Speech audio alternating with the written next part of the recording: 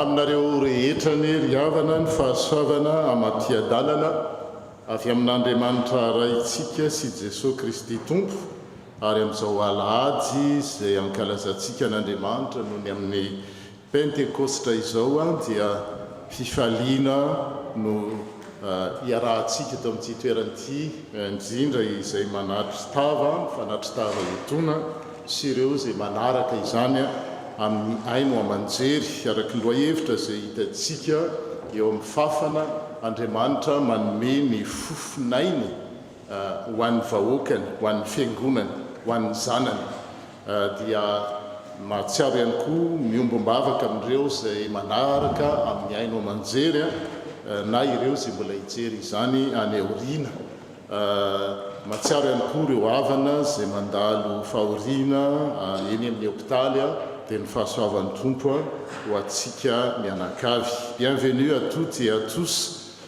Aujourd'hui, c'est un jour de fête. Nous célébrons Pentecôte, le jour où Dieu donne ou redonne son souffle à son peuple, à ses enfants, à son Église. Voilà aussi le thème que nous allons vivre aujourd'hui et tout au long de la semaine. Par son esprit, Dieu vient chercher la peur, il vient rallumer la joie, ouvrir nos lèvres pour proclamer ses merveilles et envoyer son Église comme témoin de son évangile. Aujourd'hui, nous avons aussi la joie d'accompagner Tambi. Lucas a tenté dans sa confirmation, il vient confesser publiquement sa foi et dire devant Dieu et devant l'Église: Jésus est Seigneur. Donc à vous qui êtes ici en présentiel, à vous qui nous suivez en direct sur YouTube et à vous qui écouterez ce culte plus tard en podcast ou en rediffusion, soyez les bienvenus. Que le souffle de Dieu touche chacun de nous, qu'il nous relève, nous remplisse de sa paix et nous envoie dans la joie. Amen. Yarahantsika mamaky ny salamo voalahatra ary aorianan'izay dia iredona ny hira voalahatra isika. Misaora ny tompo rehefa nazy. Ry tompo Andriamanitra lehibe indrindra ianao, fa mirapiratana sy voninahitra mitafianao. Endreny hamaroany ny asanao tompo, tamin'ny mpahendrena ny nanaovanao azy rehetra. Eniky ny zavaboarinao ny tany. Tompo ho mandrakizay aneny voninahitra ao, ary aoka ianao hifaly amin'ny asa vitanao. Hihira ho amin'ny tompo ao raha mbola velona koa, ankalaza n'Andriamanitra ao raha mbola miaina koa. Amen. Amen.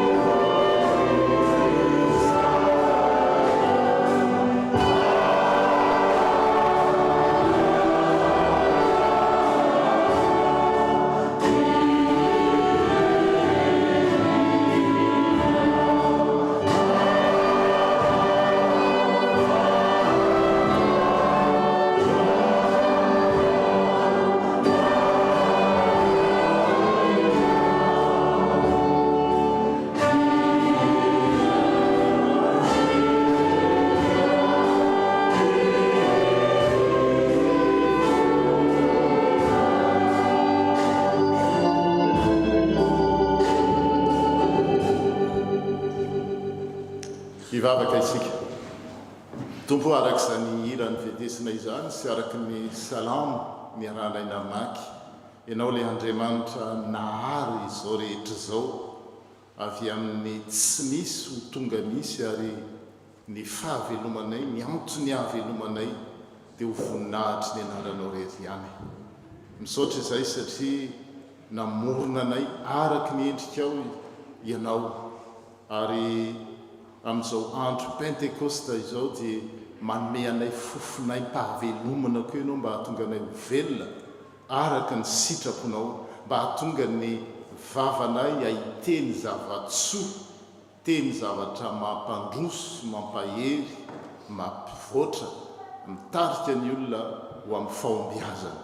Misaotra tompo satria ny ekenao koa izay anandratra, anokatra ny vavanay ary anandratra ny feonay ho fiderananao le Andriamanitra velona ary hahatonga ny fiangonanao ho jery sy fanasina maneho fa Andriamanitra velona ianao ary manome fofonaim-pahavelomana izay mahatonga anay tsy homendrika noho ny hafa fa hafa kosa satria manana anao. Oui, Seigneur notre Dieu, à travers ces chants et aussi les psaumes que nous avons lus ensemble, tu es le créateur de toutes choses. C'est par ta volonté que nous existons. Par ta gloire et pour ton service, tu nous as fait à ton image et à ta ressemblance. Loué sois-tu, Seigneur. En ce jour de Pentecôte, que nos langues proclament tes merveilles, que nos vies chantent ta bonté et que ton Église, que notre Église reflète ta lumière. Au nom de Jésus-Christ, nous te prions. Amen.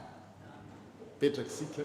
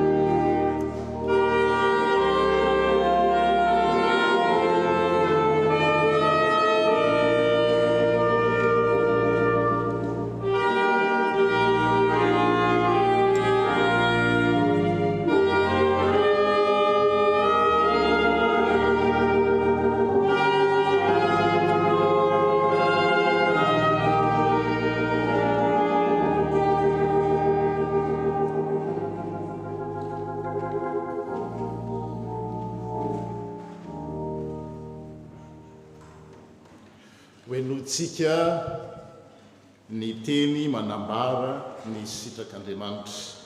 Nous allons écouter ensemble quel est le conseil de Dieu.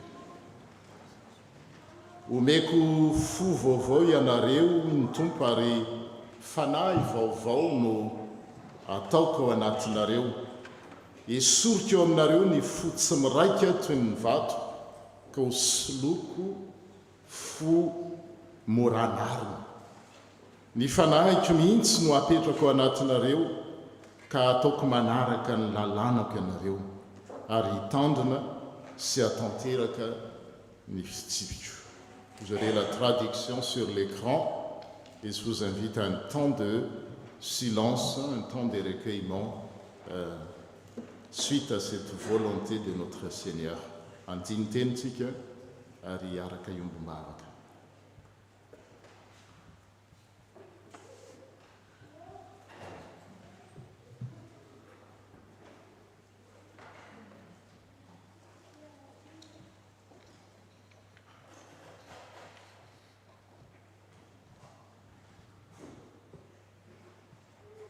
Tompo Andriamanitra eo, arak'izany teny izay norenesinay teo izany dia mampanantena anay ianao fa hanome ilay fanahy masina izay hitari-dalana anay amin'ny fahamarinana rehetra, amin'ny lalanao marina. Ilay fanahy mpanolo-tsaina, ilay fanahy izay mpampahery lehibe noho n'izay rehetra eo amin'izao tontolo izao. Miaika anefa izay fa mazana dia tsy mety manaiky ho tarihinao. Koa mamela tompony fanoheranay ny fitarihan'ny fanainao masina izay miteraka tahotra eo amin'ny fiainanay, miteraka teny mandratra, teny manameloka, teny mifosa, teny manambany azy. Mamenatra anay no mitenin'izany tia mipilopitra nefa izany ny fiainanay. Andraindray koa izay no ny tsy fetezanay tarihiny fanainao masina dia mangina manoloana ny tsirara. Hitanay izao fa misy tsy fahamarinana na eo amin'ny tokantrano, eo amin'ny fiangonana, na eo amin'ny tontolo misy anay, mangina izay no ny tahotra. Ary tsy vitan'izany ihany fa rehefa sendra voadona izay dia mitazona lolompo manaiky koa izay, manaiky anao tompo eo amin'ny olotra fa mandahanao kosa ny zavatra rehetra atao.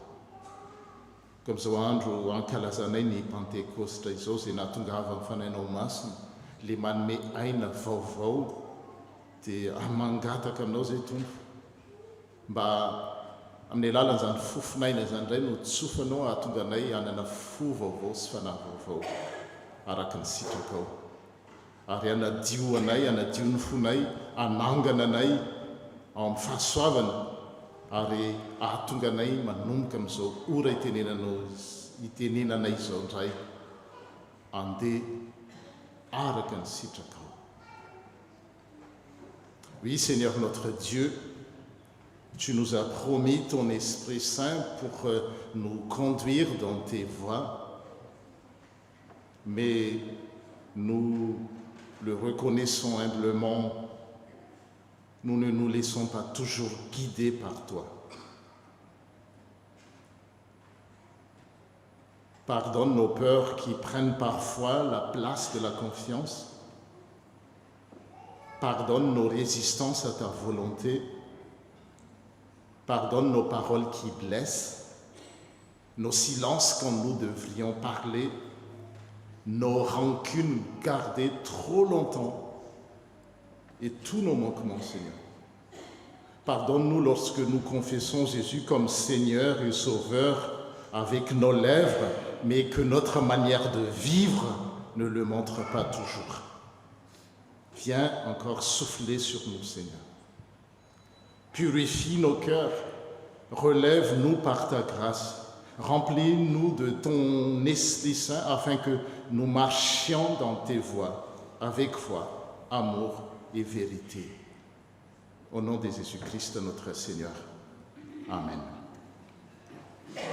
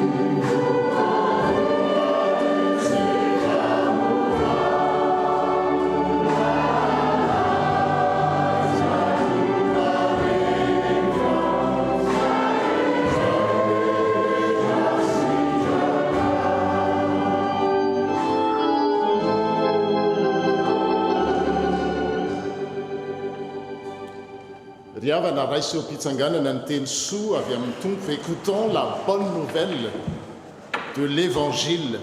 Raha miaiky ny fahotantsika isika, izy izay mahatoky sy marina dia mamela ny fahotantsika sy manadio antsika ho afaka amin'ny tsy fahamarinana rehetra. Si nous confessons nos péchés, il est fidèle et juste pour nous les pardonner et pour nous purifier de toute iniquité. En Jésus-Christ, Dieu ne nous abandonne pas à nos fautes. Il nous accueille, il nous relève, il nous purifie et il nous donne son esprit à tous ceux qui se tournent vers lui avec confiance. J'annonce la grâce de Dieu. Vos péchés sont pardonnés. La paix du Christ vous est donnée. Recevez son souffle, marchez dans sa lumière et vivez comme des enfants de Dieu. Amen.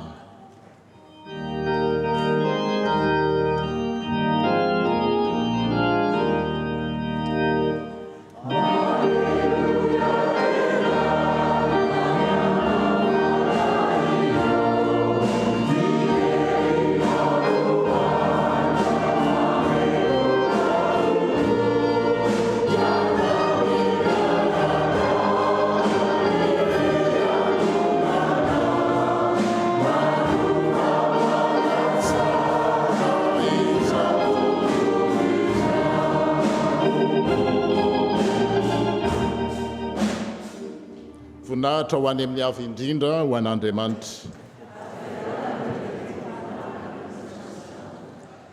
Petraka ny fiangonana, zao dia ny sekoly alady no handray ny anjarany.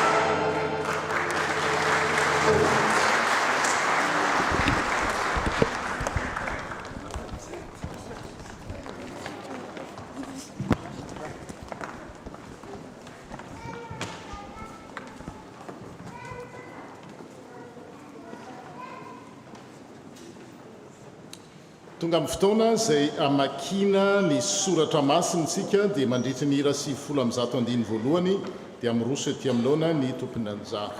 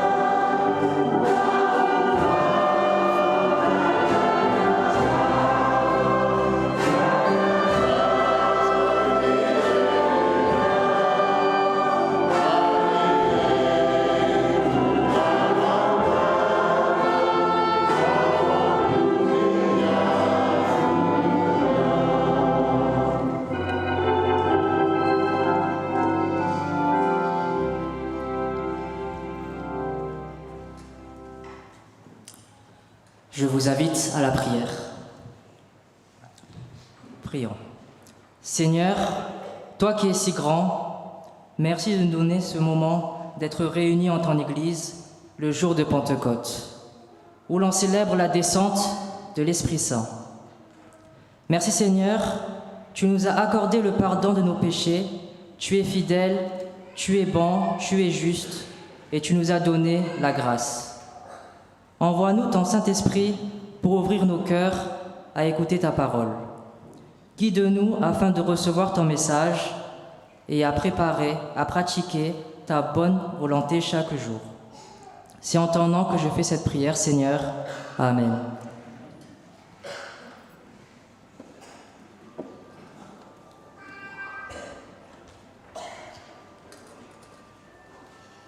Nous commençons la lecture dans Actes des Apôtres, chapitre 2, du verset 1 à 11. Actes des Apôtres, chapitre 2, du verset 1 à 11. Au nom de Jésus. Lorsque le jour de la Pentecôte arriva, ils étaient tous ensemble dans le même lieu. Tout à coup, il vint du ciel un bruit comme celui d'un souffle violent qui remplit toute la maison où ils étaient assis. Des langues qui semblaient de feu et qui se séparaient les unes des autres leur apparurent. Elles se posèrent sur chacun d'eux. Ils furent tous remplis d'Esprit Saint et se mirent à parler et d'autres langues, selon que l'Esprit leur donnait de s'exprimer. Or, il y avait en ces jours à Jérusalem des Juifs pieux venus de toutes les nations qui sont sous le ciel. Au bruit qui se produisit, la multitude accourut et fut bouleversée parce que chacun les entendait parler dans sa propre langue. Ils étaient hors d'eux-mêmes et dans l'admiration et disaient « Voici ces gens qui parlent, ne sont-ils pas tous galiléens ? Comment les entendons-nous chacun dans notre propre langue maternelle ? Parthes, Médès et Lamites, ceux qui habitent la Mésopotamie, la Judée, la Cappadocie, le Pont, l'Asie, la Phrygie, la Pamphylie, l'Égypte, le territoire de la Libye voisine de Cyrène, et ceux qui sont venus de Rome, juifs et prosélytes, crétois et arabes, nous les entendons parler dans nos langues des merveilles de Dieu. Amen.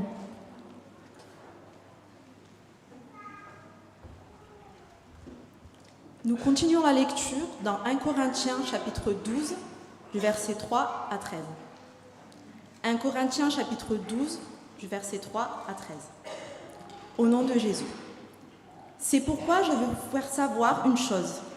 Si quelqu'un parle avec l'aide de l'Esprit de Dieu, il ne peut pas dire que Jésus soit maudit. Et sans l'aide de l'Esprit Saint, personne ne peut dire Jésus est le Seigneur.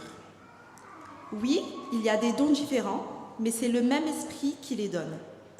Il y a des façons de servir différentes, mais on sert le même Seigneur. Il y a des activités différentes, mais c'est le même Dieu qui les produit toutes en tous. Chacun reçoit le don de montrer la puissance de l'Esprit, et cela pour le bien de tous. L'un reçoit de l'Esprit le don de parler avec sagesse, l'autre reçoit du même Esprit le don de faire connaître Dieu. Un autre reçoit de ce même esprit le don d'une foi très solide. Un autre reçoit de cet unique esprit le don de guérir les malades. Un autre peut faire des actions extraordinaires. Un autre peut parler au nom de Dieu. Un autre sait faire la différence entre ce qui vient de l'Esprit Saint et ce qui ne vient pas de lui. Un autre peut parler en des langues inconnues. Un autre peut les traduire. Mais tout cela, c'est le seul et même Esprit Saint qui le rend possible. Il distribue ses dons à chacun comme il veut. Utilisons une comparaison. Le corps forme un tout et pourtant, il a plusieurs parties. Malgré leur nombre, toutes les parties du corps ne forment qu'un seul corps. Pour le Christ, c'est la même chose. Tous, juifs et non-juifs, esclaves et personnes libres, nous avons reçu le baptême dans un seul Esprit Saint pour former un seul corps. Nous avons tous bu à la source de cet unique esprit.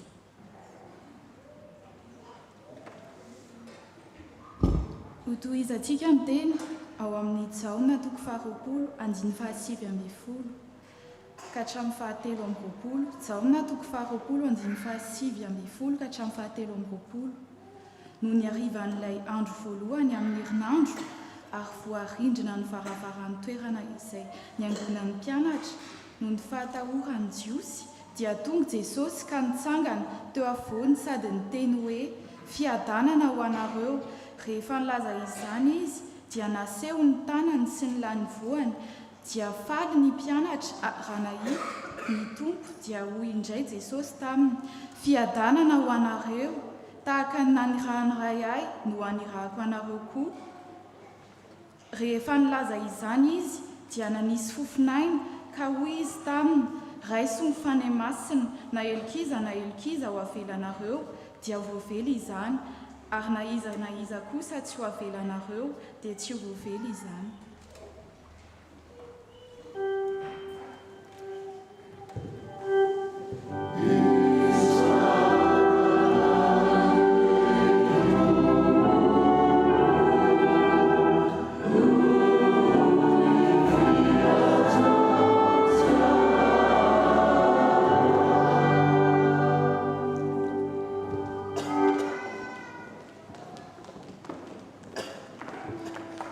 Pitsanganana nanaovantsika ny raha voalahatra comme un souffle fragile, ta parole se donne.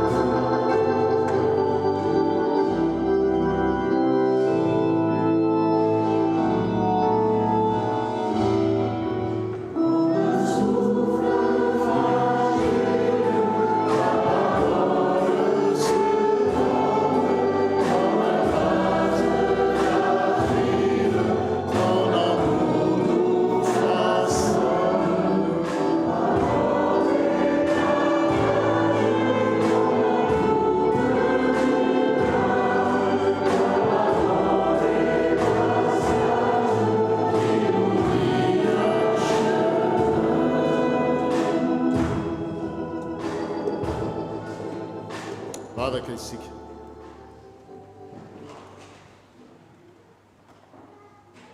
Tombo hoe ndre toy izahay ty andre ny teninao lay teny mibitsika ao amin'ny fonay arak'izany hira izany koa sokafo ny fonay azavao ny sainay mba ahaizanay mandray zany teny zany ampinoana ampanetretena ary indrindraindrindra mba hahatonga anay hiaina ampitiavana, ampifaliana. Seigneur notre Dieu, nous voici devant ta parole.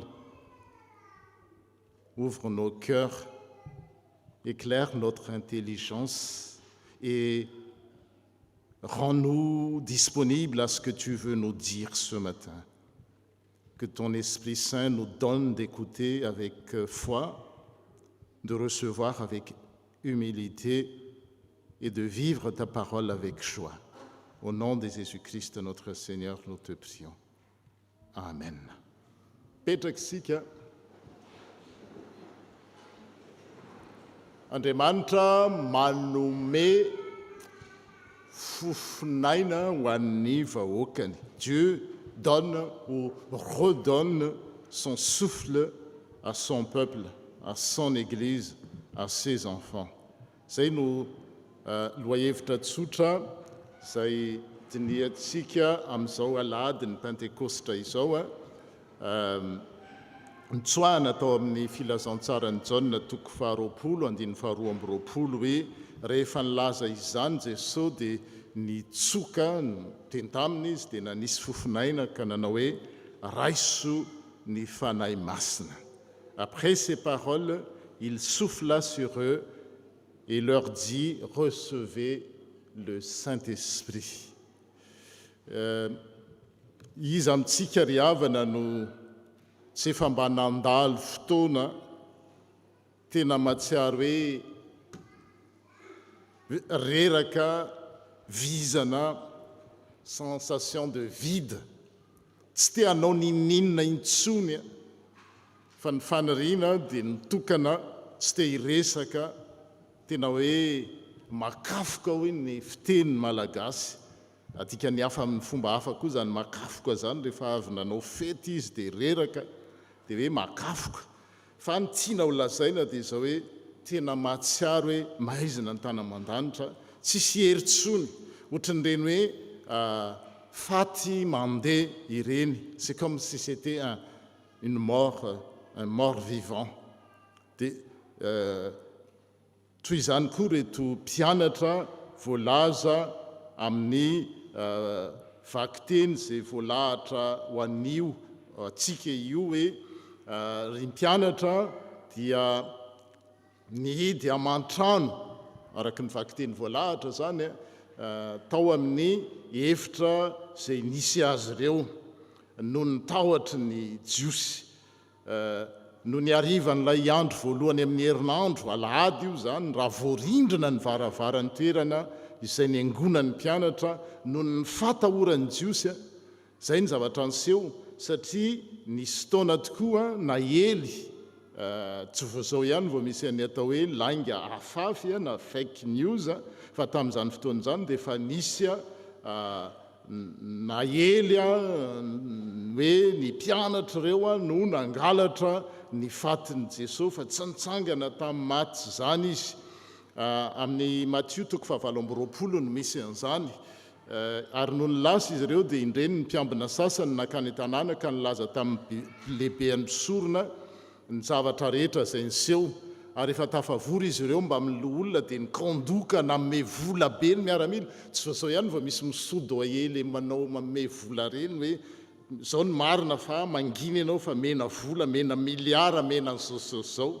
Tamin'izany koa dia efa nisy nanome vola be ny miaramila koa mola mena vola indraindray dia sady niteny hoe lazao hoe ny mpianany no tonga ka nangalatra azy no ny alina.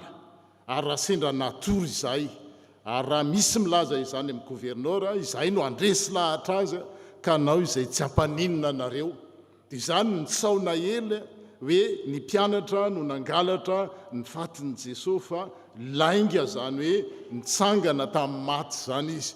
Ary noho izany nahatonga nyreto mpianatra reto nihidy amatrano tao amin'izany toerana izany araka ny vakiteny izay nilazaina tamintsika teo no nitahotra ny jiosy satria mieliely ihany nitsao fa izy ireo no nangalatra ny fatin'i Jesosy araka ny voalaza teo. Dia izay no mahatonga azy reto tena hoe reraka, kivy, diso fanantenana, tsy taitsony zay ilazaina azy noho ny zany tahotra izany kinanjo tao anatin'zany fisehoan-javatra zany tahotra zany no indro Jesosy niditra teo ampovoan'izy ireo ary niteny taminy izy hoe dia tonga Jesosy ka nitsangana teo afovoany sady niteny taminy hoe fiadanana ho anareo. Tsy tonga izy andeha anameloka nyreto na andeha teny hoe inona reto ataonareo ry zalahy, nareo dia kanosa lokalokanareo fa tsy andao na afo ihany fa nitsokinareo ary zao rehefa nitsangana tamin'ny maty indray dia mbola alozanareo mihidy amatrano. Fa tonga izy tsy anameloka satria izay tokoa no nahatongavany, tsy avy hiantso ny marina ho izy fa hamonjy ary tsy anameloka fa anasitrana. Dia izay indrindra ny teniny hoe fiadanana ho anareo. Zay zany no fampidirana vaky-teny amin'ity alahady ny Pentecôste ity, comme j'ai dit en malgache, je vais résumer pour nos amis francophones ici ou là. Il y a des moments où l'on continue à vivre, mais on manque de souffle. On continue à avancer, on continue à sourire, on continue à faire ce qu'il faut faire, mais au fond, on est fatigué. On a une sorte de sensation de vide, fatigué par le souci de la vie, fatigué par les responsabilités diverses, fatigué par les combats de tous les jours, fatigué même dans la foi. Et dans le texte que nous venons d'entendre, dans Jean 20, les disciples de Jésus sont exactement dans cette situation. Jésus est ressuscité. C'est le jour de la résurrection, selon les textes, le soir de ce même dimanche, le dimanche où le Christ est ressuscité. La mort a été vaincue, le tombeau est vide, mais les disciples, ils sont enfermés. Et dans le mot enfermé, il y a la racine enfer. En fait, tout ce qui nous enferme, c'est déjà une sorte d'avant-goût de ce qu'on appelle l'enfer. Et le texte nous dit que les portes étaient fermées à double tour par peur. Et c'est tellement fort.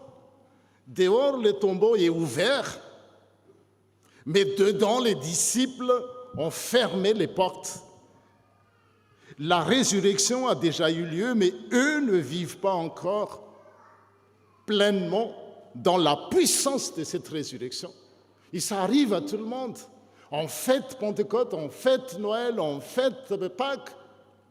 Mais au fond, on vit encore dans une sorte d'enfermement. Mais c'est là que Jésus vient.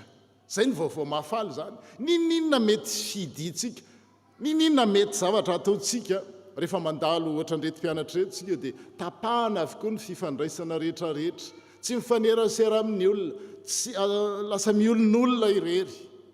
Fa ny vaovao mahafaly dia amin'izay fidina zay mihitsy, zay ny amin'ny fanekempinoana ataotsika hoe nidina tany amin'ny fiainatsity izy zany hoe niditra tany amin'le endrika enfermement, fidina eo amin'ny olona, zay volen'ny olona amboariny, kolokolony, anaovany investissement mihitsy.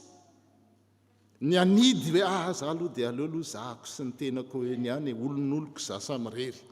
Et c'est là que Jésus vient. Il ne vient pas d'abord pour leur faire de reproches. Oh les gars, qu'est-ce que vous avez eu là comme peur? Pourquoi m'avez-vous abandonné? Pourquoi êtes-vous enfermé? Il n'est pas là, il n'est pas venu, non pas pour condamner, mais pour ouvrir, pour donner un souffle nouveau. Jésus vient au milieu d'eux, il leur dit, selon le texte que nous avons, la paix soit avec vous. Ho aminareo ny fiadanana. Ary rehefa miteny zany izy dia nampiseho ny tanany sy ny lany vony. Il leur montre ses mains et son côté, puis il souffle sur eux et leur dit, recevez le Saint-Esprit, raiso ny fanahy masina. Voilà le cœur de notre célébration à Pentecôte. Voilà le cœur de Pentecôte. Dieu, et d'où les thèmes, Dieu donne son souffle à son peuple. Dieu nous donne son souffle. am'le tsika le reraka le ohatrany fahitako azy a ohatran'ireny hitanareo ohatran'ny hoe zombie reny a dia olona mandeha miaina fa efa maty dia menareo hoe sy pasterako miexagéré tsy hitako le teny malagasy itenenana izy mampitombo manisy sira manisy carbonetra mba hitombo fa tena izay ny fiainana zany hoe maty ny olona na dia velona mandehandeha eny ary mila mandray fofonay mpahavelomana izy dia hitantsika eo zany a tsipika vitsivitsy a mampiseho zany fahafatesany zany a ary eo andanin'izay mampiseho koa ny fahavelomana rehefa omen'Andriamanitra ny fofonain'io isika zay no hojerentsika zany a mandritran'izao toriteny zao et quand Dieu redonne son souffle ce n'est pas seulement pour nous faire vivre une belle émotion pendant un culte, c'est pour nous transformer notre manière de vivre. Et aujourd'hui aussi, avec la confirmation des tombes, cette parole devient encore plus concrète. Parce que la confirmation, ce n'est pas seulement la fin d'un parcours de catéchisme, ce n'est pas seulement une étape ou une belle cérémonie familiale. Je ne suis pas contre, au contraire, j'encourage. La confirmation, c'est une réponse à l'appel de Dieu. C'est dire devant Dieu, devant l'Église, je veux marcher avec Jésus, je veux recevoir son souffle, je veux recevoir son esprit et je veux confesser que Jésus est le Seigneur, il est mon Sauveur et mon Seigneur. Alors ce matin, posons-nous une question. Qu'est-ce qui se passe quand Dieu nous donne son souffle? Satria rehefa tsy manana an'io fofonain'io tsika dia maty. Ohatrany hoe zombie faty mitsangana. Dia misy tsipika vitsivitsy zany jerentsika hoe rehefa manome ny fofonaina Andriamanitra dia manome fiadanana izy. Dia analala hoe faty mitsangana ny olona ray dia zao tsy manana fiadanam-po fa mitebiteby foana. Na manam-bola be ary izy dia zao iny volananana iny ary vao mainka mampitebiteby azy. Manam-pahaizana be izy dia iny fahaizana iny tsisy maratsy ny vola fahaizana tsara bika be izy dia iny fahatsarana iny vao mainka miteraka olana ho azy ninina ananana dia zao tsy manome azy fiadanana dia faty mitsangana izy.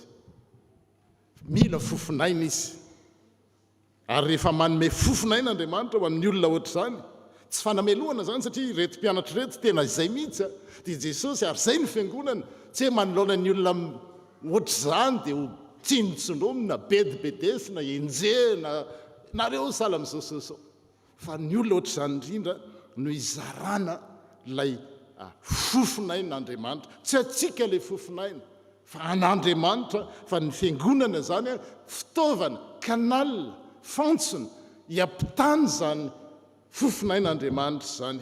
Quand Dieu donne ou redonne son souffle, la paix affronte la peur. Tareo le mitahotra reny eo amin'ny fiainantsika dia zao misy tahotra ny hoavy, tahotra ny ady, tahotra ny antavirus, tahotra ny be dia be ny mpangalatra, ny terroriste isan-karazany. Mampatahotra dia manohy miainantsika fa miaina fehezy fatorany tahotra tebiteby dia le fofonay mpahavelomana no mandroaka an'izay tahotra izay dia atonga le olona afaka miaina na dia eo ara reny zavatra hoe voatanisa teo no avy ny ady ny arety mandringana sy ny karazany tsy hoe esorin'Andriamanitra reny hoe rehefa mandray le fofonay mpahavelomana ianao dia tsisy aretina tsony, tsisy ady tsony, tsisy fa ao anatiny reny ianao fa manana fiadanana. Voilà. Et le texte nous dit le soir de ce jour qui était le premier de la semaine, c'est-à-dire le dimanche, les portes du lieu où se trouvaient les disciples étaient fermées à cause de la crainte. Ils ont peur, les disciples. Et c'est tout à fait normal. Comme j'ai dit, il y avait des rumeurs qui circulaient que c'est eux qui avaient volé le corps de Jésus. Ils ont peur des autorités, aussi religieuses que civiles de l'époque. Ils ont peur d'être arrêtés, ils ont peur de ce qui va arriver. Ils ont peur de sortir. Ils ont peur de dire qu'ils appartiennent à Jésus. Ça, c'est fini. Et cette peur, nous le partageons aussi dans notre vie de tous les jours. Il y a une que c'est votre. Nous aussi, parfois, nous fermons des portes, pas toujours des portes en bois ou en métal, mais des portes dans notre cœur. On ferme la porte à cause d'une blessure. Ici, les rata, c'est normal, légitime. Nanzutan, natam fazazana, natamni mbola tanora, natany lutan, mbola manaraka ihany. Dia miseho iny rehefa indraindray na any amin'ny tokantrano, any amin'ny vady ohatran'izao, gaga hoe efa nisinina ary. Tsisy ninina koa. Kanjo le zavatra traumatisme tany aloha tany no nivoaka amin'ny ora-tsy-ampozina dia hoe efa naninona fa qu'est-ce qui se passe? Zay les on ferme la porte aussi à cause d'une déception.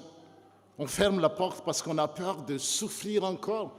Les mécanismes de défense, ce n'est pas mauvais en soi. Fa tsy maintsy miaro ianao dia mihidy miarovana indrindrindra dia le carapace natao ohatran'ireny foza orana ireny iny miarovana zany le carapace iny. On ferme la porte parce qu'on ne sait plus comment avancer dia mihidy ao. Fa zay le teny, zay vaovao mafaly. Jésus vient.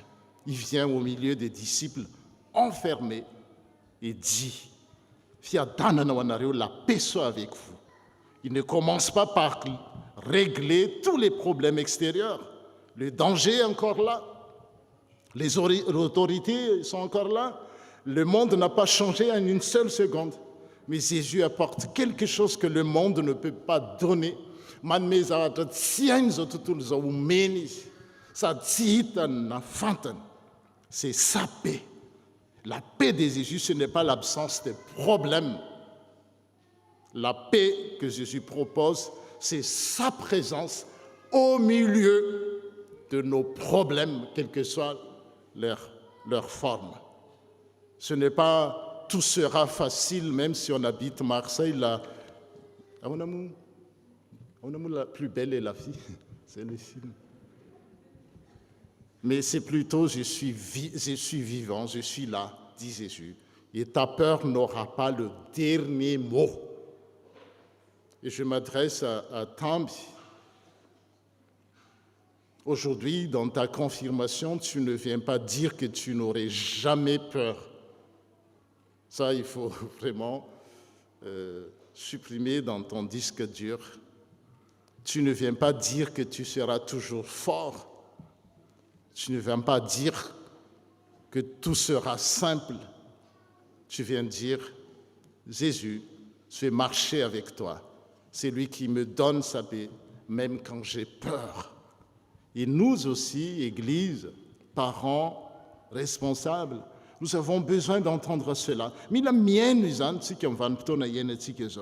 Car une Église peut parfois être enfermée par la peur. Midi, dia samitsika malagasy ihany. Tena samitsika malagasy ary dia mbola misy ny avy any avary sy ny avatsy. C'est une sorte d'enfermement. Enfer qu'on goûte déjà sur terre, qu'on veuille, qu'on...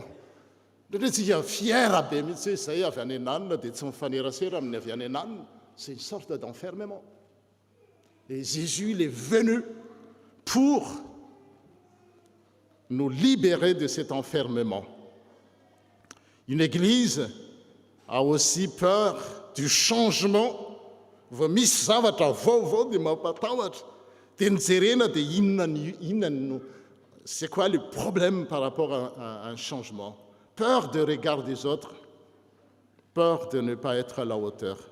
Mais Jésus, il vient. Voilà la bonne nouvelle que j'invite à chacun de nous de graver dans nos disques durs. fiadanana ho anareo. Io fiadanana io a tenin Jesosy, fiadanako no meko anareo, fiadanako no avelako anareo. Io zany ny lova tsara indrindra. Asanareo amin'ny fianakavianareo fa ny mampiady a dia ny lova.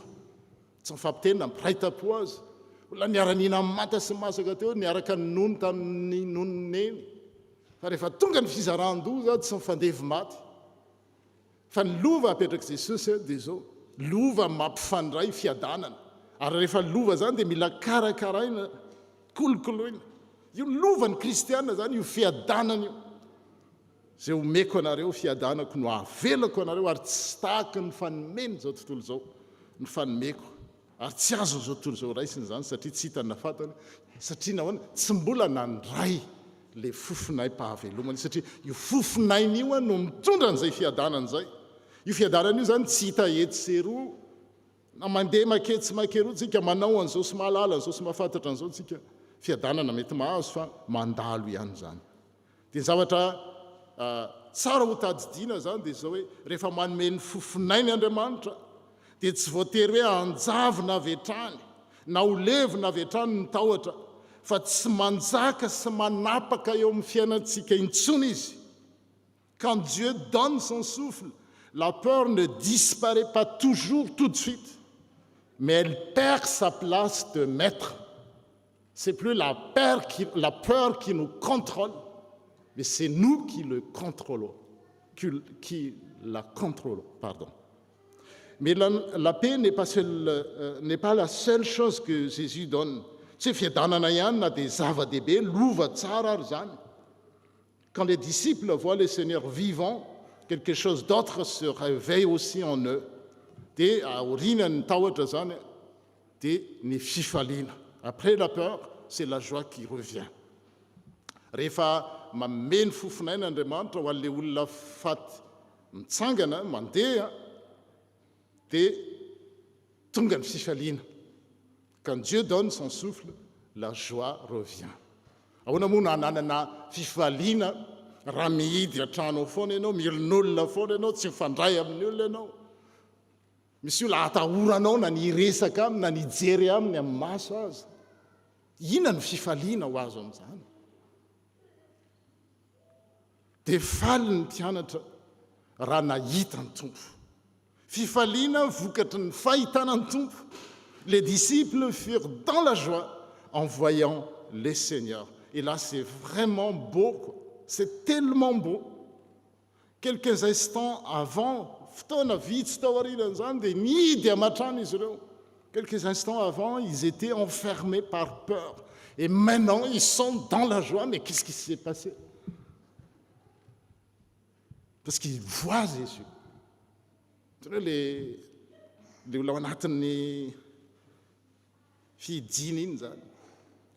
pas une idée de Jésus, pas un souvenir de Jésus, pas une parole rapportée sur Jésus.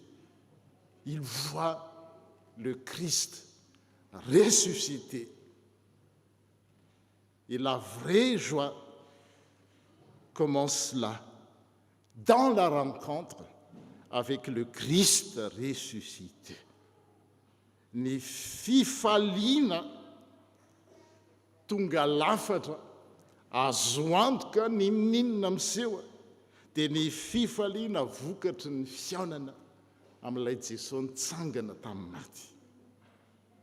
Ce n'est pas une joie superficielle, tsy fifaliana vokatry ny zavatra atao etseroa. Za tsy miteny mihitsy hoe aza manao an'ireny.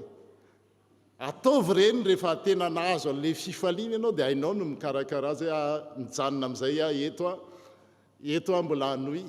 Fa raha vao tsy eo ilay fifaliana vokatry ny fiaonana amin'i Jesosy dia izao tsy haharitra izy. Ce n'est pas une joie qui nie les larmes, les combats, les soucis. C'est une joie plus profonde. C'est la joie de savoir que Jésus est vivant. La joie de savoir que la croix n'a pas eu le dernier mot. La joie de savoir que l'échec n'est pas la fin. F-I-N. La joie de savoir que Dieu peut encore faire recommencer la vie. On peut faire un nouveau pas. Zay ny vaovao mahafaly ninina mety faharesena fahalavona mety fihidina ninina mety ratsy vita mety tsy nentina atao olona oatra izany indrindra ny tena tadiavin'i Jesosy anehono hoe azo tsapaitanana ny fifaliana vokatry ny fiaonana aminy. Frères et sœurs, parfois notre joie s'épuise, même dans la foi, même dans le service, même dans l'Église. On peut devenir sérieux, organisé, responsable, mais perdre la joie d'appartenir au Christ. Et pourtant, le Saint-Esprit vient aussi raviver cette joie. Mamelona indray n'izay fifaliana rehefa tena mitsilopilopy. Ndraindray na mitsika zany ary rehefa raha ohatry ny gisa mainty fantatra hoe gisa mainty zany sarotra ny mahita gisa mainty. Misy ny olona tena tsy mialatsiny efa nisy olona ndresaka tamiko teo dia sao dia izy ny eritreretiny hoe zany hoe tsy mety misoka zany tena hoe satria kanefa zao ny vaovao mahafaly amin'izao pentekostra izao mbola afaka manome atsika fifaliana azo antoka ny tompo. Le Saint-Esprit vient raviver notre joie. Il nous rappelle que nous ne servons pas un Seigneur mort. Nous ne suivons pas une tradition vide. Mais zay zao ny fanao tany Madagasikara avy amin'ny FJKM zay avy amin'ny FLM zay avy amin'ny fiangonana ohatra zao dadabenay ohatra zao nefa fanaonay. Non. Nous ne suivons pas une tradition vide. Nous ne sommes pas réunis autour d'un souvenir. Nous sommes réunis autour du Christ vivant. La vraie joie ne naît pas quand tout devient parfait. Elle naît quand Jésus est reconnu comme vivant au milieu de nous. Ny fifaliana tanteraka sy azo antoka dia vokatry ny fiaonana amin'i Jesosy ary tsy voatery tsy maintsy ho tonga lafatra avokoa ny zavatra iainana fa rehefa ekena sy velona amin'ny fiainantsika ny tompo dia izay no mitondra fifaliana azo antoka. Dia izay fifaliana izay nefa tsy hoe fifaliana manana zay tsara, manana fiadanana tsara, manana fifaliana tsara, fa hoe manana zay dia ampy dia mijanona ao amin'ny toerana, mijanona ao amin'ny fiangonana ray dia samy izy ihany no ao. Cette joie n'est pas faite pour rester enfermée dans une salle d'église, dans 4 murs de l'église. Jésus ne vient pas seulement consoler ses disciples, il ne vient pas seulement leur donner le sourire qu'ils ont perdu suite à la mort de Jésus. Il vient aussi les remettre en mouvement. Rehefa mameno fofonain'Andriamanitra, manome fifaliana, manome fiadanana, fa manaraka an'izay maniraka, irahany le olona. Tsy mijanona fotsiny eo hoe c'est beau tout, c'est bien eo, fa irahany ireo mpianatra ireo, irahany isika izay nandray ny fofonainy. Io fofonainy io zany zay ny hoe roa amin'ny teny hébreu na animus na pneuma, dia manosika ohatrandray ny pneuma, tana hoe pneuma zany pneumatique. Mitsoka dia mitarika anao, manosika anao andeha. Tahaka nany raha ihany ho any rahako anareo koa. Maly fakimaly tany mpazapa Biblia dia hoe lasa anjely le olon'Andriamanitra, le meno fofonaim-pahavelomana, irahany, anjely au sens angelos, envoyé, zay ny dikany. Tahaka nany raha ihany no any rahako anareo koa. Comme le Père m'a envoyé, moi aussi je vous envoie. Et c'est vraiment étonnant. Les disciples sont enfermés et Jésus leur parle d'envoi. Ils ont peur et Jésus leur parle de mission. Ils sont fragiles et Jésus leur confie son œuvre. C'est amaolombelona ohatrany contradictoire le izy, zay ve mihidy ato dia iranao andeha, zay ve matahotra dia menao antsohiraka, zay ve reraka azy kivy dia menao toky hoe miasa ataoko no ataony koa ary anao asa lehibe no izany izy zay le vaovao mahafaly. Cela nous montre quelque chose d'essentiel. Dieu n'attend pas que nous soyons parfaits pour nous appeler. Il n'attend pas que nous ayons tout compris, que nous soyons sans peur, que nous soyons très forts, balèzes. Non, il donne son esprit, puis il nous envoie. Et le souffle de Dieu n'est pas donné pour nous installer dans notre zone de confort, il est donné pour nous mettre en marche, en mouvement. Les pneumazes, les rivotra manuskatsika ande isukatra itsukaku niafa. Une église remplie de l'esprit, une église qui reçoit le souffle de Dieu n'est pas une église qui reste seulement entre elles. Elle prie, oui, elle adore, oui, elle se rassemble, oui, mais ensuite elle sort, elle accueille, elle témoigne, elle sert, elle aime, elle annonce. Et cela vaut aussi pour chacun de nous. Et c'est aussi vrai pour Tamsi. Ta confirmation n'est pas un point final, c'est plutôt un commencement. Ce n'est pas « j'ai terminé le catéchisme, donc maintenant je peux passer à une autre chose ». C'est plutôt « Seigneur, je veux prendre ma place, je veux marcher avec toi, je veux être témoin à ma manière ». J'ai oublié, je vais quand même raconter. Tam, quand on était jeunes mariés, il nous a offert un dessin parce qu'il est très bon en dessin.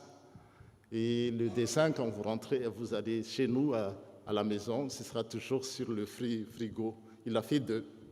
Le premier, c'était quand on était célibataire. Juste après le mariage, le pasteur et sa femme. Ah, c'est dommage que j'ai oublié parce que j'allais le prendre en photo et projeter. Et quelques années plus tard, la photo de mon épouse, en fait, c'était un peu... Mais c'est pas bien sûr.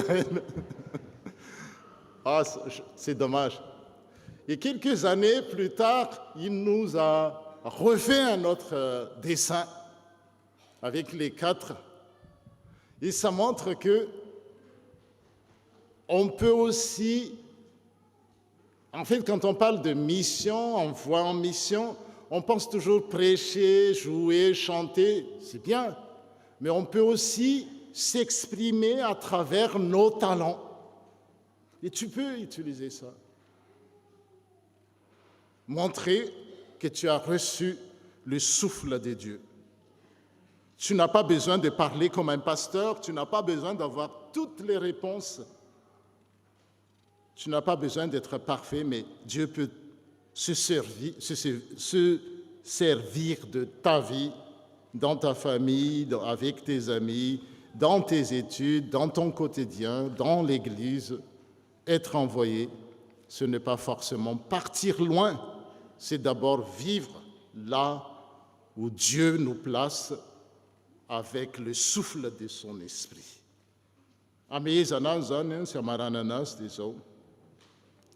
Le Saint-Esprit n'est pas donné pour nous installer, il est donné pour nous envoyer.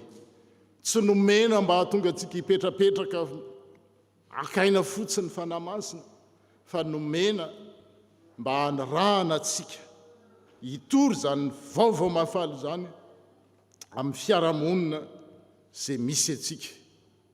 Ary tsy afaka anao izany nefa tsika raha tsy nomena n'ilay anankiray izay ahitanako hoe faty mitsangana ny olona rehefa tsy mandray io souffle de vie io.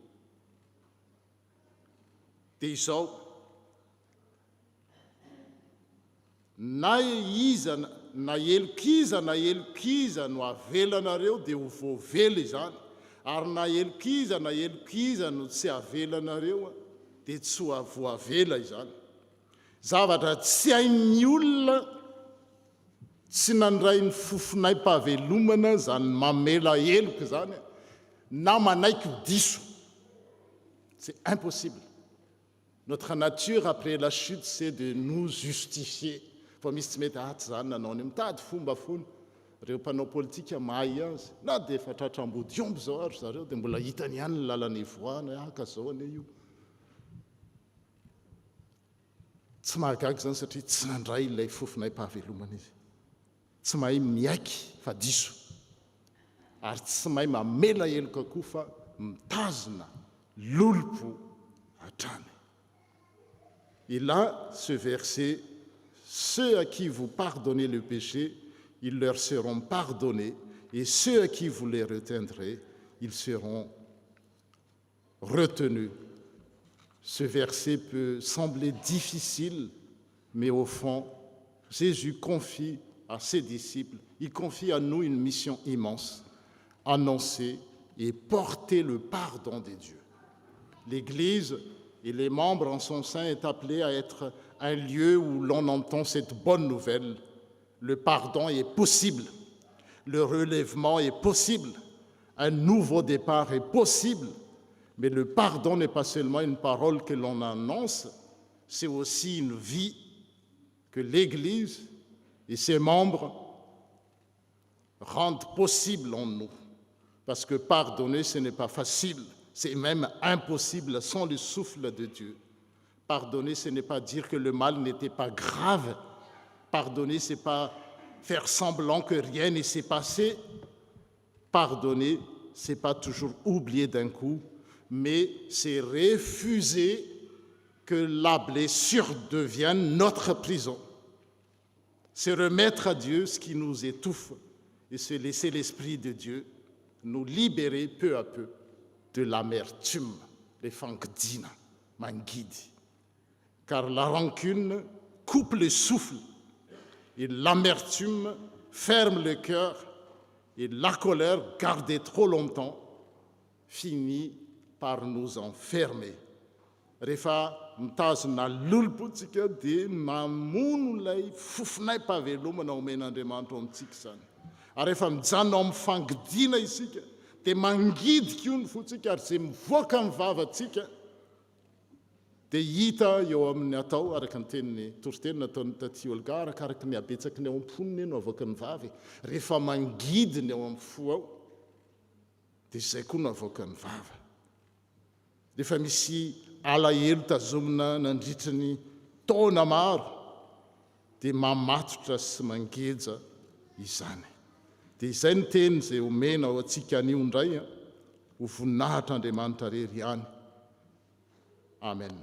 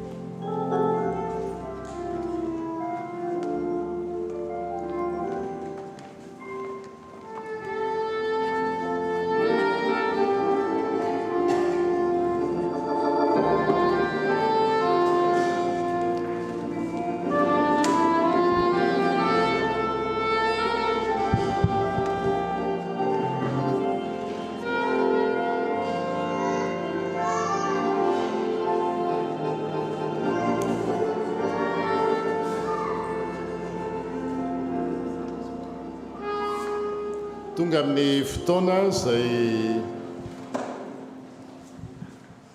andraisana ny tamby amin'ny fanoloratenany ho mpandray fanasany tompo dia ataontsika ny hira entre tes mains j'abandonne première strophe dia miroso ety amin'loana ny tampy sy ny fianakaviany.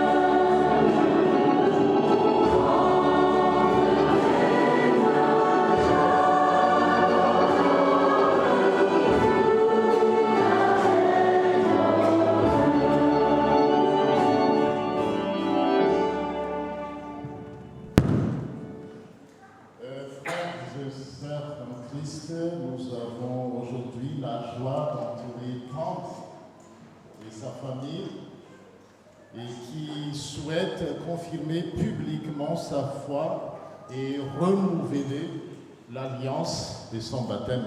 On ne confirme pas le baptême on le reçoit une fois pour toutes, adulte ou enfant, mais c'est l'alliance qui est signifiée dans ce baptême que nous allons confirmer.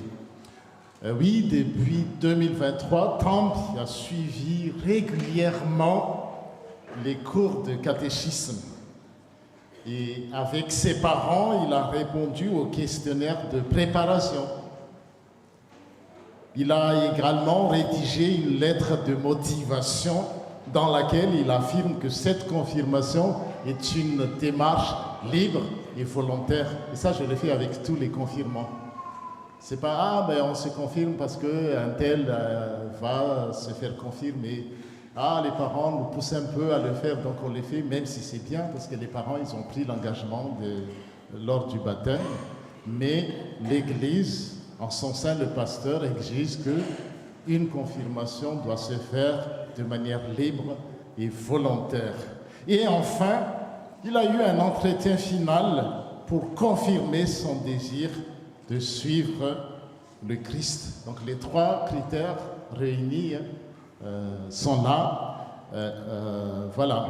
Donc nous sommes ici, nous sommes vraiment heureux d'être là aujourd'hui.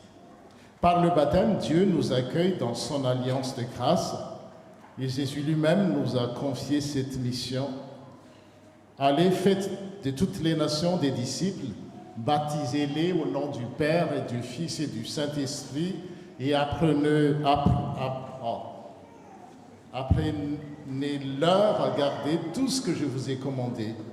Et voici, je suis avec vous tous les jours jusqu'à la fin du monde. Aujourd'hui, Tam vient répondre à l'appel de Dieu. Il vient dire son désir de suivre Jésus-Christ avec l'aide du souffle du Saint-Esprit et vivre dans la foi, l'amour et la fidélité. Tam, je te pose cette question, veux-tu renouveler aujourd'hui l'alliance de ton baptême, suivre le Seigneur Jésus-Christ et confesser les dieux uniques, Père, Fils et Saint-Esprit? Merci. Donc je te demande de professer publiquement ta foi. Je crois en Dieu, le Père qui m'a créé à son image, en Jésus-Christ, son Fils, qui m'a racheté, au Saint-Esprit, qui m'a montré comment, comme enfant de Dieu, qui me régénère, me sanctifie et me guide. Je confesse que je suis un pauvre pécheur, coupable envers Dieu et digne de sa condamnation, et je mets toute ma confiance en Jésus-Christ comme en mon unique sauveur, mort et ressuscité pour moi. Pour répondre à l'amour que Dieu m'a témoigné, je veux me soumettre à sa grâce, seul, et régler ma vie sur ses commandements, en l'aimant de tout mon cœur et de tout mon être, en aimant mon prochain comme moi-même. Je confirme donc de plein gré l'alliance de mon baptême que Dieu a fait et renouvelle avec moi et qui m'aide à compter sans cesse sur sa grâce en gardant dans mon cœur l'évangile de Jésus-Christ. Pour affermir toujours plus ma foi et ma piété, je veux prier Dieu, lire avec soin sa parole, fréquenter l'Église, participer à la Sainte Seine et employer tous les autres moyens que Dieu me fournira pour mon épanouissement en lui. J'accepte de respecter l'unité et la sainteté de l'Église et par conséquent me refuserai de me joindre à tous ceux qui sèmeraient la discorde au sein de la communauté. J'accepte de respecter et de soumettre aux décisions prises par l'Assemblée des membres aux communions. Que le Dieu de toute grâce, qui m'a appelé en Jésus-Christ à sa gloire éternelle, me perfectionne, me fortifie, m'affermisse et me rende inébranlable. À lui seul soit la louange, l'honneur et la gloire au siècle des siècles. Amen.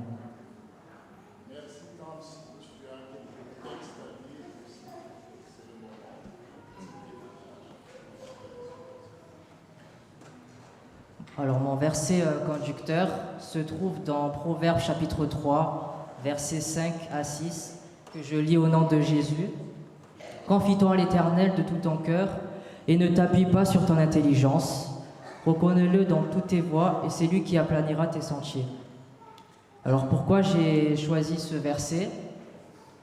Pour moi, Jésus est mon Seigneur. Il me guide dans le droit chemin. J'ai confiance pleinement en lui de tout mon cœur.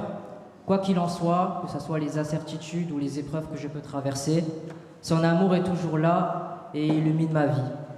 Dieu est mon confident et mon rocher.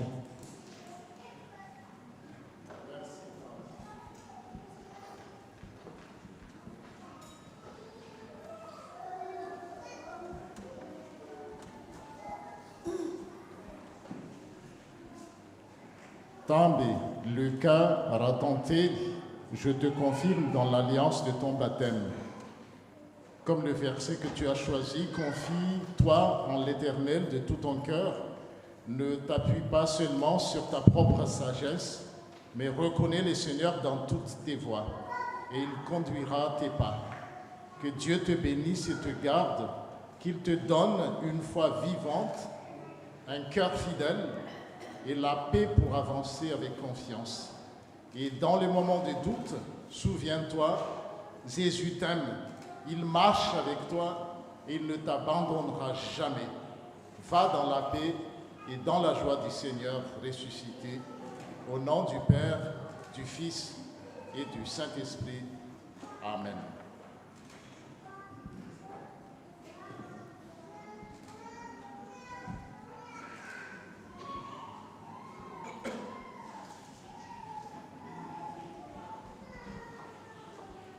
Alors, j'ai choisi un chant qu'on va chanter avec ma sœur et tout le monde, qui s'appelle « Dieu fidèle, tu ne changes pas ».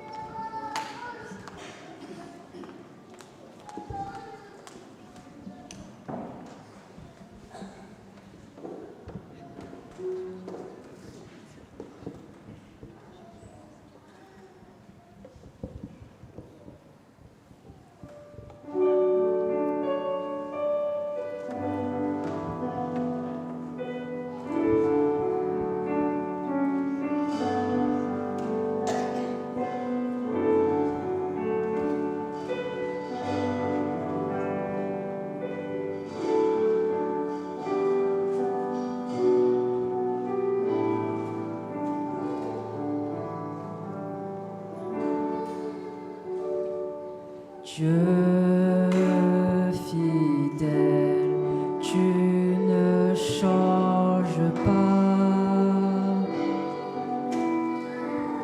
Éternel, mon rocher,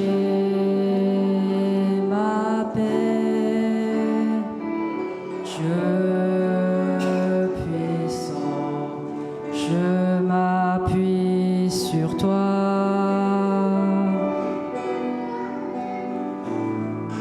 Et je crie vers toi, car tu es mon Dieu. Oui, je crie vers toi, j'ai besoin de toi.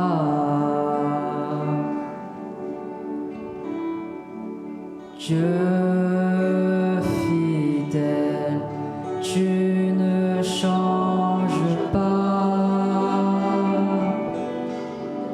Éternel,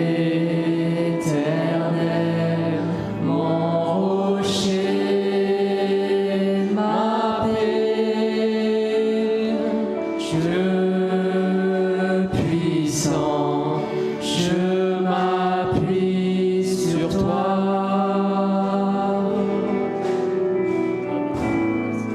Et je crie vers toi, car tu es mon Dieu. Oui, je crie vers toi, j'ai besoin de toi. Tu es mon au jour de la détresse. Et si je tombe, tu me relèves dans la tempête. Ton amour me ramène au port. Tu es mon seul espoir, Seigneur.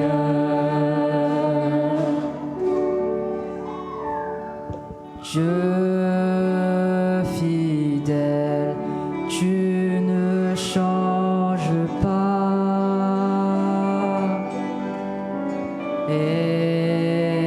Éternel, bon rocher,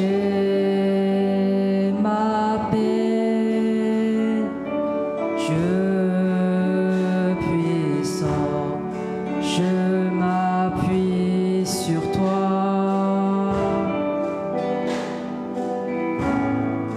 Et je crie vers toi,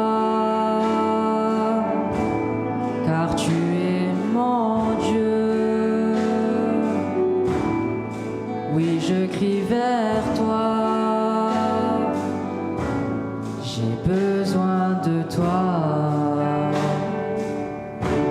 Tu es mon au jour de la détresse. Et si je tombe, tu me relèves dans la tempête. Ton amour me ramène au port. Tu es mon seul espoir, Seigneur. Tu es mon roi au jour de la détresse. Et si je tombe,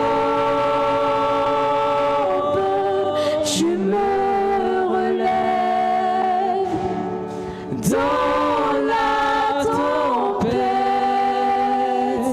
Ton amour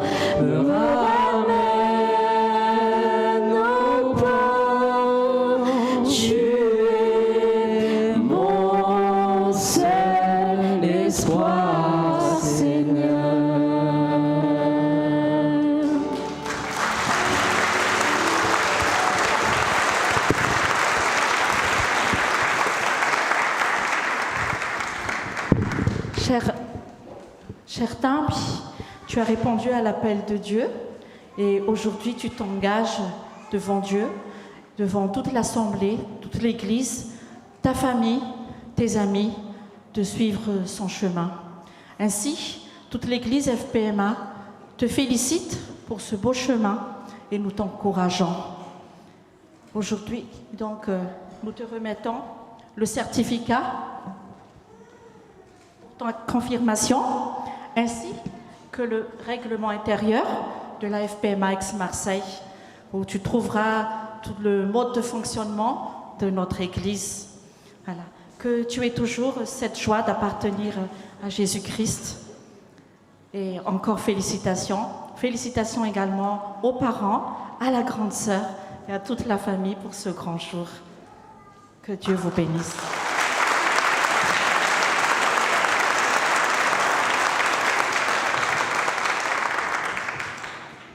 Comme la présidente vient de dire, que tu aies cette joie, cette paix au nom du Seigneur, pour que tu sois gelé pour lui. Donc nous avons aussi la joie de t'offrir ce petit livre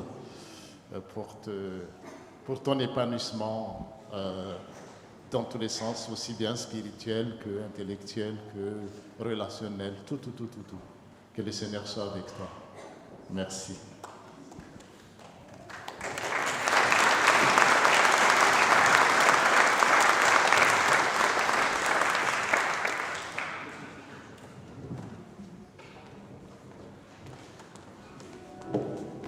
Miroso avy hatranintsika amin'ny fandraisana fanasan'ny tompo ny FF 4 no ataontsika FF 34 dia miroso ety amin'laona ireo diakona.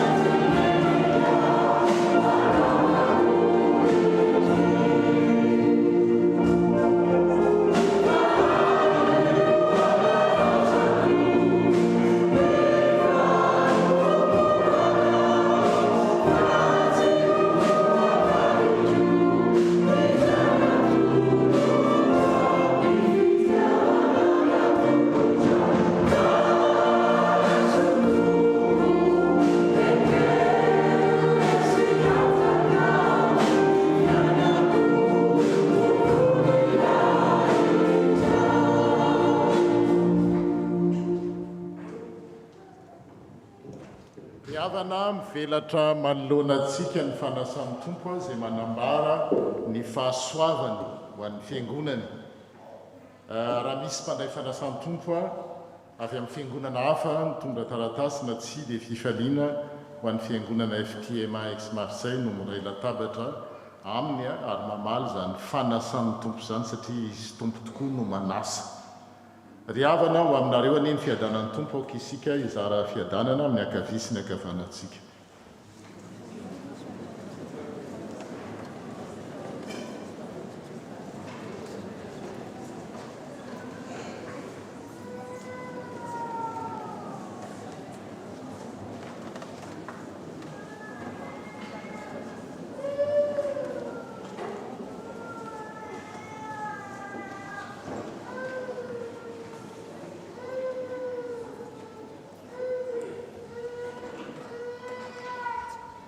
Ry havana asan-drato ny fonareo amin'ny tompo. Aoka ho deraintsika ny tompo Andriamanitra. Entio mendrika ho derainy ianao Andriamanitra mandrakizay mahefa ny zavatra rehetra. Fifalianay tokoa ny mitsokanao ianao izay namorona ny zavatra rehetra ho amin'ny fahalavorariana tanteraka sy ho amin'ny fiainana tonga lafatra noho ny fofinaina izay omenao anay sy mbola omenao anay isan'andro.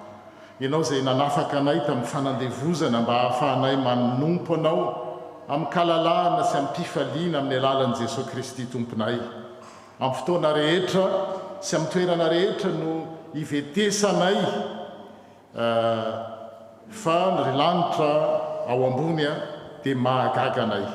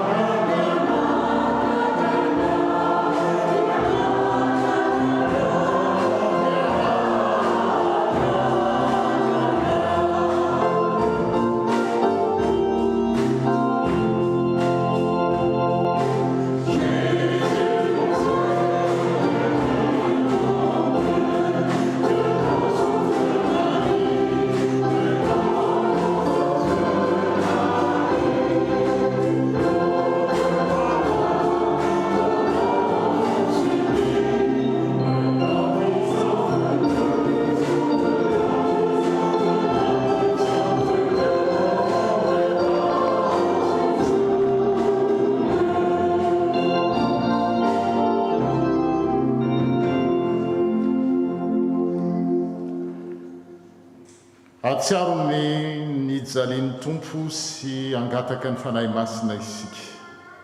Ry tompo rainay ny an-danitro, eny mahatsiaro tokoa izay ny nahatongavany zanaka olona, ny nijaliany sy ny nahafatesany ary ny nitsanganany tamin'ny maty ary ny akarany eo akavananao mifona aminay amin'ny fifonana jetononona. Ankehitriny dia mangataka koa izay mba hampombanao ny fanahinao masina, ka hiasa aminay mba hatsiarovany ho tafaray marina tokoa amin'ny tena sy ny ran'i Jesosy Kristy tomponay eto ampandraisana ny mofo sy ny kapoaka. Amin'ny alalany sy miaraka amin'ny ary ao aminy dia ho anao Andriamanitra raitsy toa amin'ny firaisana amin'ny fanahy masina, ny laza sy ny voninahitra rehetra ho mandrakizay. Amen. Izao dia ho zaran'ireo diakona ny tena sy ny ran'ny tompo dia aza misalasala raha mpandray fanasan'ny tompo ianao, ninninona fiangonana ny evinao dia fifaliana no iarahana. Ry izy ireo koa dia anome gel ahafahantsika manasa tanana mba handray izany amin'ny fahatoniana.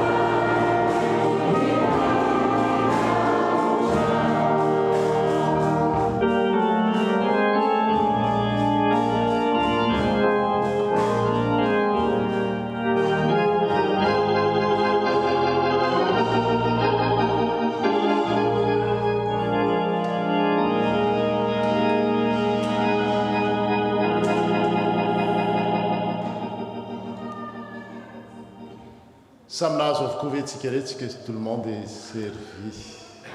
Iaraka hitsangana sika.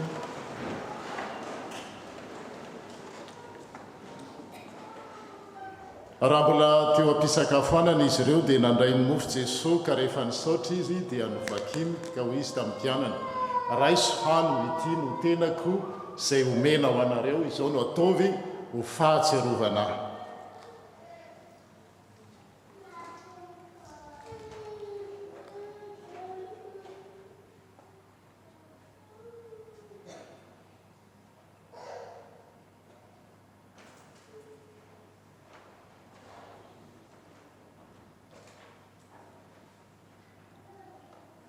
Amen. Ary nandray ny kapoka izy koa rehefa nisaotra dia natonony azy ireo ka nataony hoe misotroa amin'ity ianareo rehetra fa ity no rako dia ny amin'ny fanekena vaovao izay alatsaka ho an'ny rehetra ho famelan-keloka. Izao no ataovy ho fahatserovana na oviana no misotro ianareo.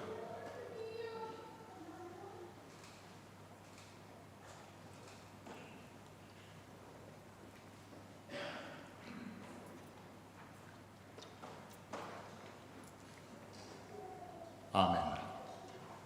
Zao no teny ho atsika izay namaly zany fanasan'ny tompo izany.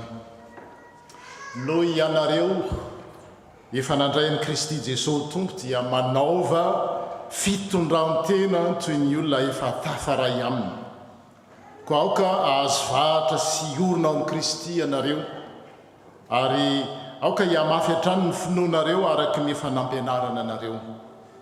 Ary aoka ihany koa feno fisaorana an'Andriamanitra amin'ny fotoana rehetra sy amin'ny zavatra rehetra ianareo mandehana amin'ny fiadanana. Fitiavana rano velona no hanatazantsika ny kapoka sy ahafahantsika koa manome fisaorana ho an'ny fanasan'ny tompo.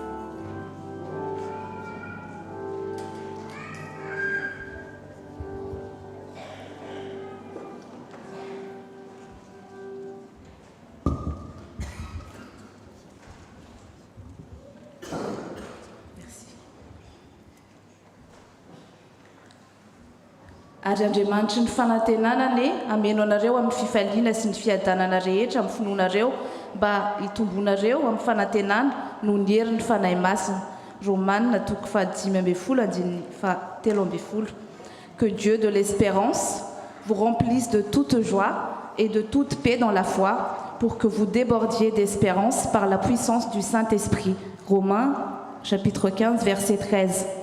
Izany tenin'Andriamanitra izany indray no entina iarabanantsika rehetra na tratra izao andro lehibe izao Pentecôte 4 miarahaba ihany koa ireo izay any atokantrano na mety toerana hafa miaraka miombona amin'izao fotoam-pivavahana izao amin'ny tambazotra YouTube na Zoom.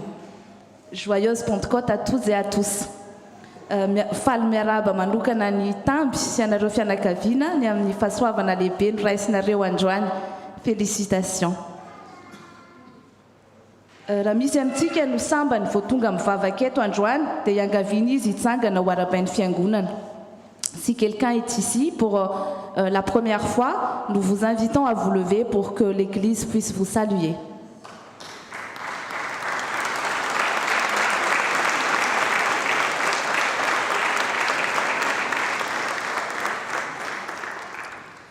Au nom de toute l'Église, nous sommes heureux de vous accueillir avec nous ici aujourd'hui.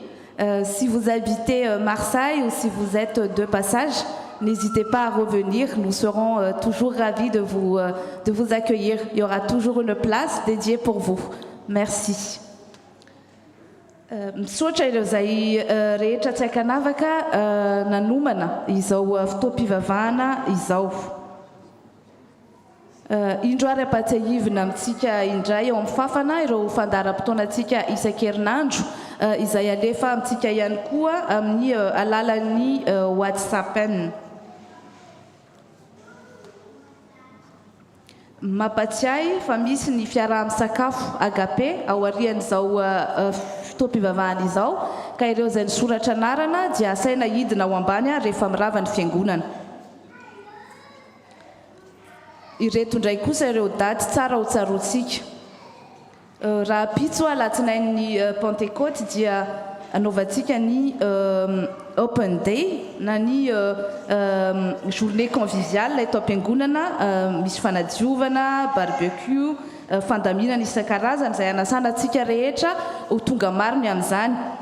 Tahaka izao ny programa araka ny efa nalefa tamintsika fahatongavana amin'ny 10 ora zay arahina fotoam-pivavahana. Aorian'izay dia manomboka ny fandaminana ny F4 salle Bethléem ao amin'ny zoara amin'ny folo sasany,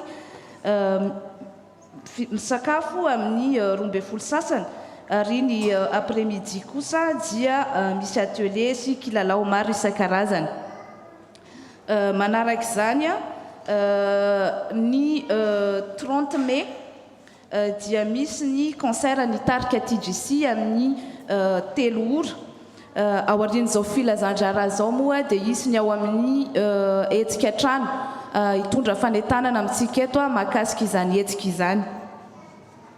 Ny alahady faha 1 ny volana May dia alahady ny SVK izay ankalazantsika ihany koa ny fetiny reny ka ao aorian'ny fotoam-pivavahana dia misy ny fiaraha-misakafo izay anasana ny SVK sy ny vady aman-janany.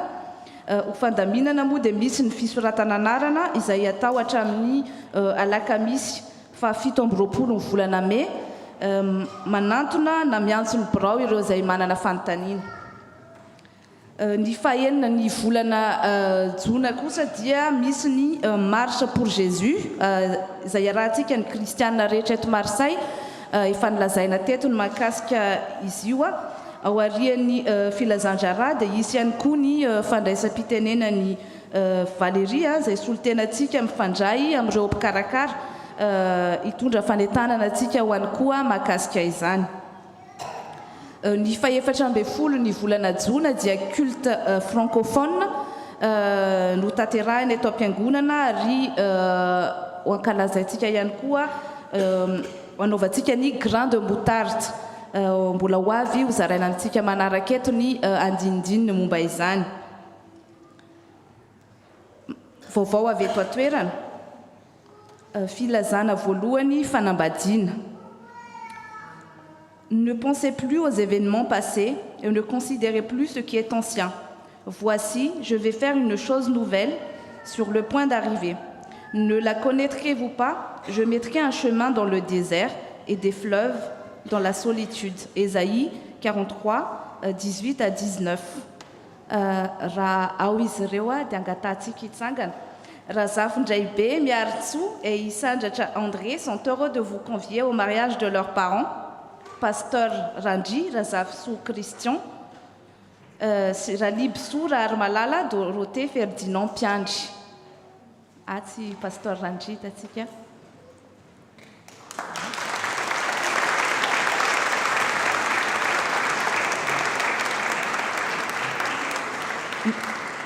Mirary soanareo ny tompo ane omba sy hita ka tanteraka somatsara ny izany fanambadianareo izany.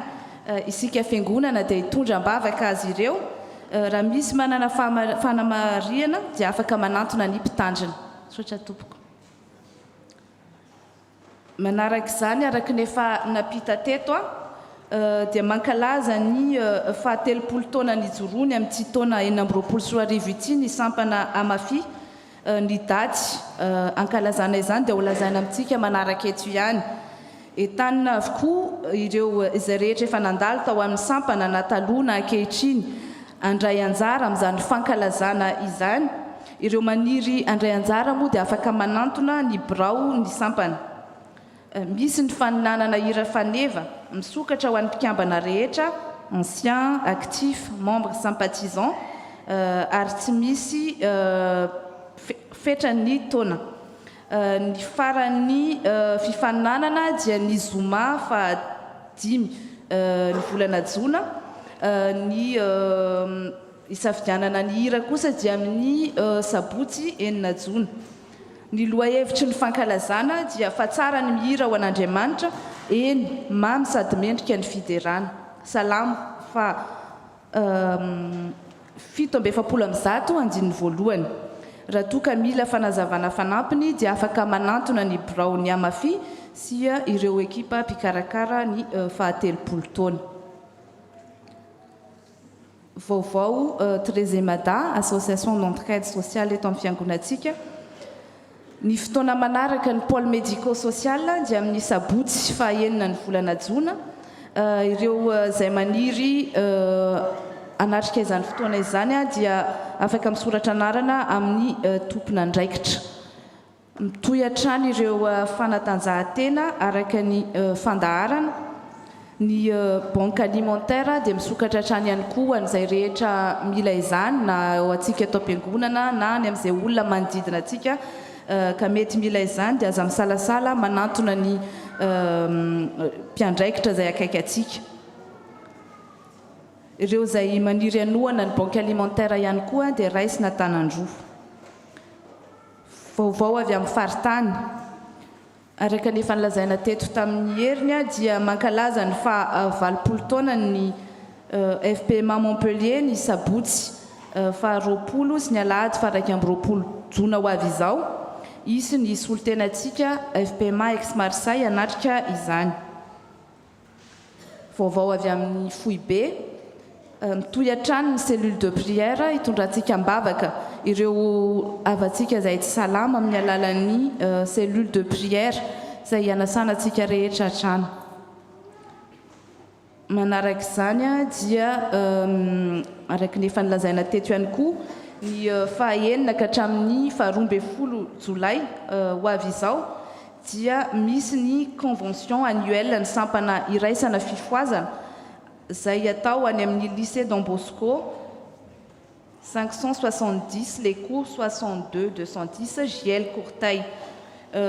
Misokatra moa ny fisoratana anarana ary raha mila fanazavana fanampiny itsika dia afaka manantona ny biraon'ny fifoazana eto amintsika. Manaraka izany dia misy ny Zaikabe misampana SVK sy ny SLK iraisana izay ho tanterahana ny fa 17 sy fa 18 ny volana Oktobra any Dijon. misokatra ihany koa ny fisoratana anarana hatramin'ny 5 ny volana jolay 2024. Afaka manatona ihany koa ny birao an'ny SVK, ny SLK raha ohatra ka misy mila fanontaniana manditsikitika. Farany ny rakotra voangotsika tamin'ny herin'ny androany dia amin'ny totaly 628,40 € ary nisy ny voaloham-bokatra 90 €.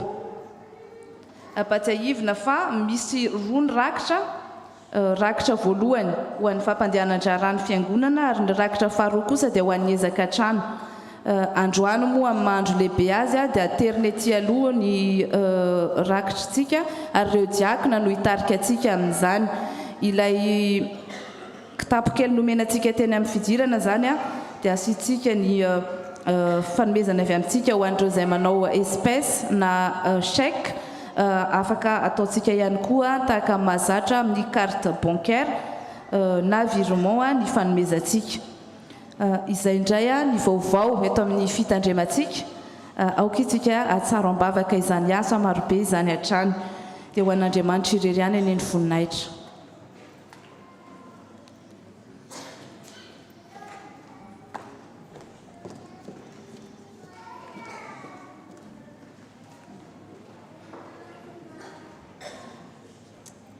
Bonjour à tous et joyeuse Pentecôte à chacun. Je me permets de prendre quelques minutes pour vous parler d'un événement qui arrive prochainement. Merci pour ce temps de parole. Alors on vous en parle depuis un petit moment. Maintenant, il s'agit de la Marche pour Jésus. C'est un événement en fait qui fait son grand retour à Marseille et la date à retenir, c'est donc le 6 juin. Le cœur du projet se trouve dans Matthieu 9, du verset 35 à 36 qui nous dit: Jésus parcourait les villes et les villages et il fut ému de compassion quand il voyait la foule. Un projet inter-église qui rassemble tous les chrétiens, un événement festif, joyeux, un moment pour témoigner de ce qui nous unit. Parce qu'une vidéo parle plus que des mots, je vous laisse regarder.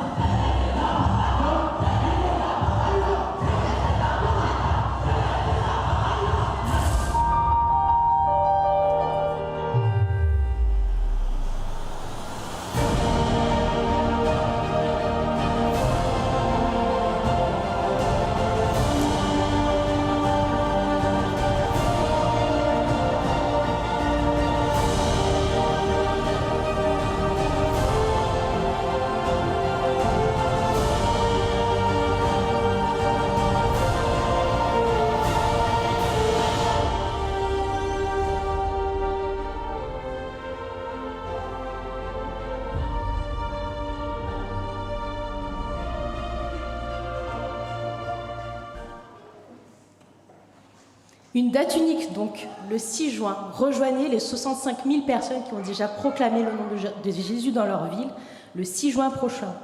Un seul objectif, louer, manifester notre unité à proclamer le nom de Jésus-Christ. Concrètement, comment ça se passe? Comme vous l'avez vu dans la vidéo, il y aura un circuit. Donc on va partir du théâtre de la Joliette et on se dirigera tranquillement vers l'hôtel de ville.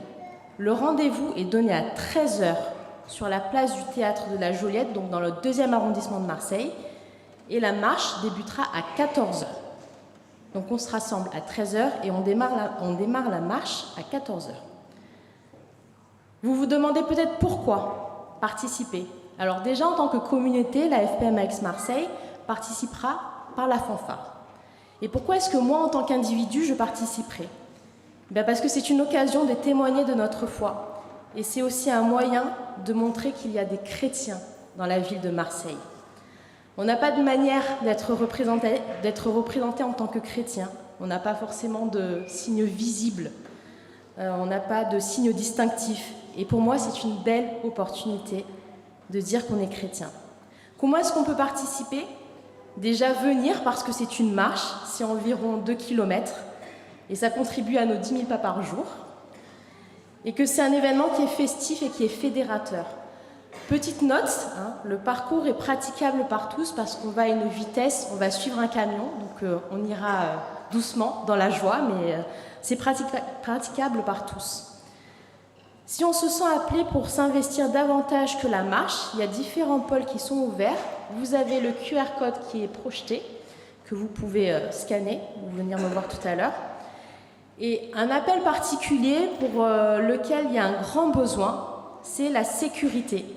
On espère beaucoup de mobilisation pour ce jour et en conséquence, il faut s'assurer que tout se passe bien, dans de bonnes conditions. Donc, si vous voulez rejoindre l'équipe sécurité, vous êtes les bienvenus. Et dernière chose, pour être tenu au courant et suivre ce qui se passe autour de la marche pour Jésus, vous pouvez scanner les 2 QR codes.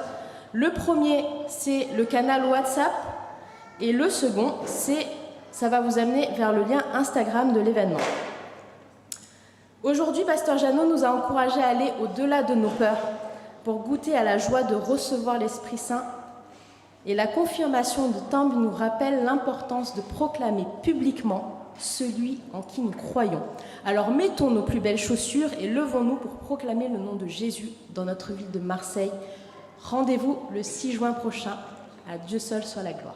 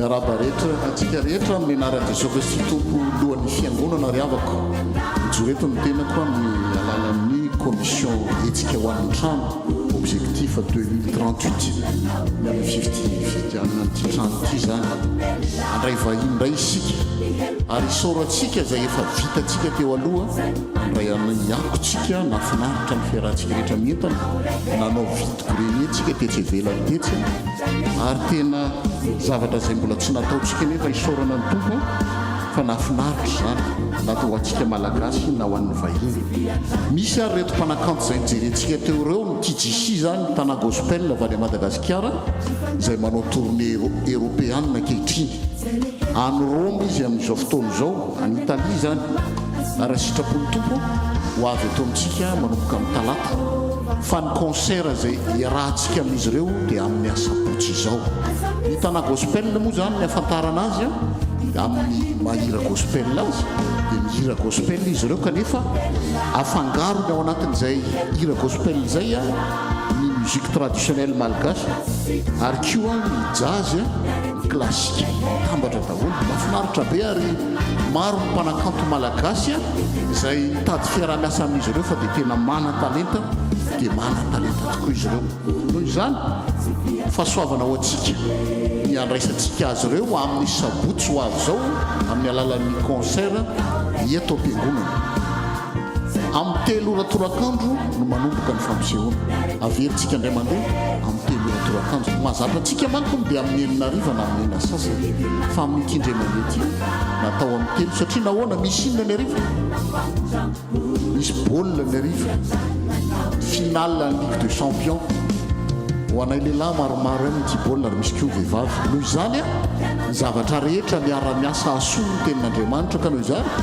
mijery concert aloha sika eto ambony amin'ny enina zay ty baolina mijery finale en Ligue des Champions ao ambany misy fan jaune ao ambany fa kosa nefa eto am-piangonana dia efa manomboka ny fividianantsika tsakitsaky ho an'izay noana ary rehefa mijery finale ao ambany afaka mbola mitoy amin'ny vary amin'anana sy sosisy izany dia homakomany ny majinika sy ny vavety any am-positsika tsirairay avy any manaraka izany 25 € ho an'ny olon-dehibe izay no vitipijirana ho an'ny ezaka trano ny anaovantsika an'io ary ho an'ny mpianatra manomboka amin'ny 5 taona ny étudiant zany miakatra dia 15 € ny alohan'izy ireo aza atao hosakana nefa riavako ny vola satria mety samy manany fahasahiranany ka rehefa misy ny sanatria tsy afaka mandoha izany dia afaka manantona moramora ny mpitandrina fa hotazonina tsy ambara telo ny momba an'izay ary tsisy ahalala kory ary hoe iza no nanantona ny mpitandrina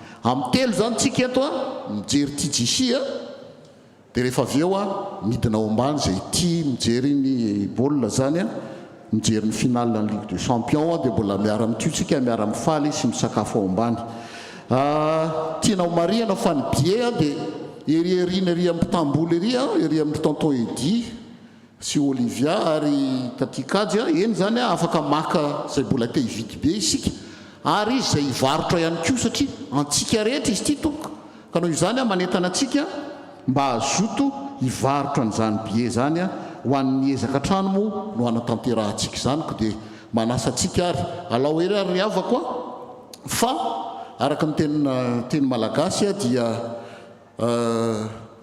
ny soroka ahoana moa fitena azy miara-milanja ary mitongotra miara-mamindra zay natanterahantsika zavatra ary na iny fampitantana isika matoa nahazo an'izao trano zao ary anatin'ny fiezahantsika hatratrarantsika ny avitana ny vidin'ity trano ity amin'ny 2038 raha sitrapon'Andriamanitra amen ho an'Andriamanitra eny ny voninahitra riavana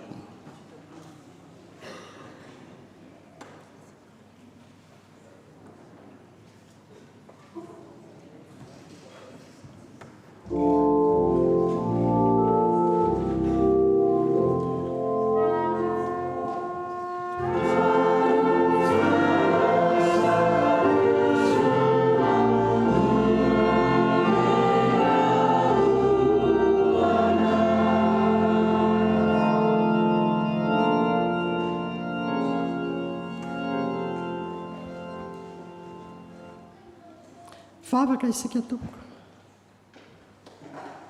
re Jesosy Kristy tompo sy mpamonjinay misaotra anao izahay misaotra anao izahay fa niainy vavaka anay ianao ary namaly vavaka nomenao izao trano izao mba hialanay amin'ny fivezivezena fitadiava-trano fankehitriny izay dia faly sy miravoravo midera sy manome voninahitra anao ato amin'ity tepolinao masina ity izay valim-bavaka avy aminao tompo misaotra anao izahay mangataka anao izahay fanahy masino mba hamanga ny fonay tsirairay avy izao mba hikasika ny fonay ianao mba hatoky ny fanomeza-pahasoavanao izahay ka hahafoy vola fotoana hery ho an'ny fikarakarana izao tepolinao masina izao indrindra ny famitana ny vidiny izany amin'ny 2038 Jesosy eo ao aminao ny arena rehetra ary ianao no angatana izany satria efa niteny ianao fa antsoy aho dia anehoako zavatra lehibe sarom-patarina izay tsy fantatrao ary vavolombelona izany izao tempolo masina nomenao anay izao ka dia mbola mangataka aminao izahay mba haizanay matoky ianao tanteraka ka afoizanay hanomeza rehetra ilaina hatanterahana ny hazahoana tanteraka izao trano izao hazahoana mamita ny vidiny izao trano izao matoky izahay Jesosy fa hiasa manan-kery ianao rehefa miasa ianao tsy misy masakana anao ary dia matoky ny fitiavanao izahay fa rehefa tia anay ianao dia tia hatramin'ny farany dia tanterao tompo tanterao izany teninao izany ary amin'ny anaranao Jesosy Kristy tompo no anaovanay izany vavaka izany amen.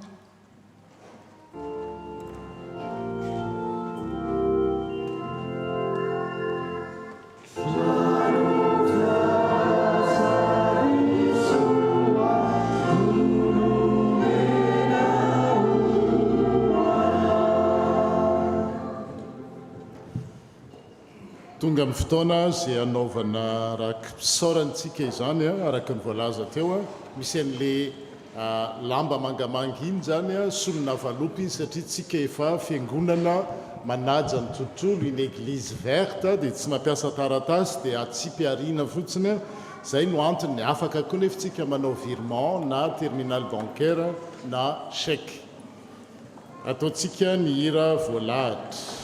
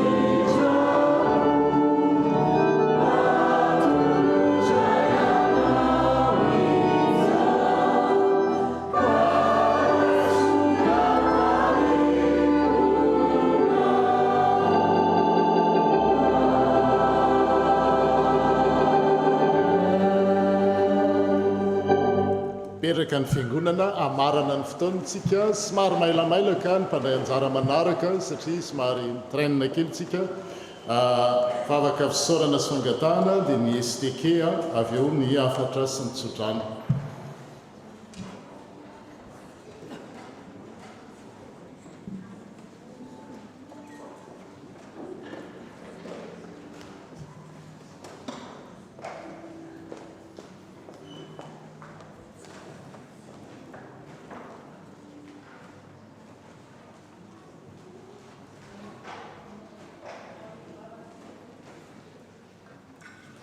Ry Tompo Andriamanitra io, misaotra anao izahay no nahavitanay izao fotoam-pivavahana izao ary ny fanokanana ny tamby ho mpandray ny fanasan'ny Tompo anio. Misaotra anao no ny fofinaina izay nomenao anay vahoakanao. Misaotra no ny fahasoavana ary ny fitiavanao izay miaraka aminay isan'andro. Mahatsiaro izay ankehitriny ireo izay tsy salama, ireo izay manam-pahoriana, ireo izay ao anatin'ny fahasahiranana isan-karazany. Ianao no omba sy hanasitrana ary hanome vahaolana ho azy ireo. Apetrakay eo an-tananao ny fiainanay sy ny fianakavianay rehetra. Tahion tsirairay, omeo fahasalamana, fiadanana ary tafio hery vaovao izahay amin'izao herinandro vaovao izao. Tompo, mivavaka ho an'ny firenenay Madagasikara izahay. Taio ny vahoaka malagasy, omeo fihavanana sy firaisan-kina ny firenenay. Ampio ireo mpitondra mba hitondra amin'ny fahendrena sy amin'ny fahamarinana. Tsarovy ireo sahirana, ireo marary ary ireo very fanantenana. Mivavaka izahay ho an'ity firenena izay mandray anay ity, la France. Taio ity firenena ity, arovy ny mponina rehetra ary omeo fiadanana sy fahendrena ny mpitondra. Mangataka izahay ny fandriam-pahalemana manerana ny firenena rehetra eto amin'ity izao tontolo izao ity. Tompo, araka ny teninao dia tantano amin'ny tanakavanan'ny fahamarinanao izahay, mandehana eo alohanay amin'ny ataonay rehetra. Arovy izahay amin'ny loza sy ny ratsy rehetra, ary aoka ny fahasoavanao tsy ala aminay mandrakariva. Amin'ny anaran'i Jesosy Kristy no angatahanay izany vavaka izany, ary farananay amin'ilay vavaka nampianarin'ny Tompo manao hoe: Rainay izay an-danitra, amasina ny anaranao, ho tonga ny fanjakanao, atao ny sitraponao, etsy an-tany tahaka ny any an-danitra. Omeo anay io izay anasanja aminay, ary mamelana eokay, tahaka ny namelanay izay miloka taminay. Ary izay mitondra anay ao amin'ny fahatapanana, fa manafahanay amin'ny ratsy, hanao ny fanjakana sy ny hery, ary ny voninahitra mandrakizay. Amen.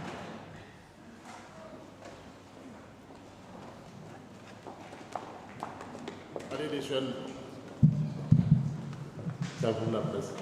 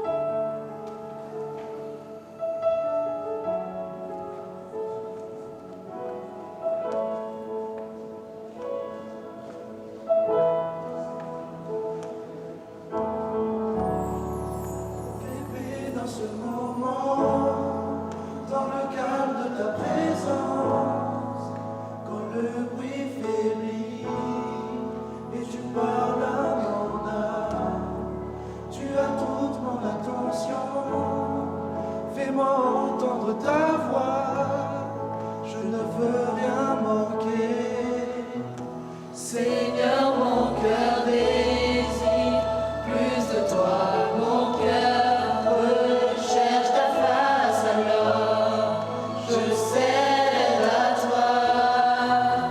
Et tout en moi est ému par ton amour, captivé par qui tu es.